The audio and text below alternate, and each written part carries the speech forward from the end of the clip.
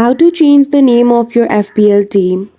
In this video, I will show you how can you easily change the name of your FPL team on FPL application. So without any delay, let's get into it. For that, firstly open FPL application on your device and then log in with your account details. Once you have logged in, simply in the home page at the top, you will see the option of More. Simply click on it and go to Leagues and Cup. After that, you will see the option of Administrator in the small window. Simply click on it. Then after in the next page, you will see the name of your FPL team. Simply click on it and then you will be able to edit it. Once you have written the new name, click on the Save option. So that's it. That is how easily you can change the name of your FPL team.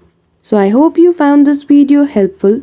If you did, don't forget to give it a thumbs up and subscribe to our channel for such tutorial. Thank you for watching till the end.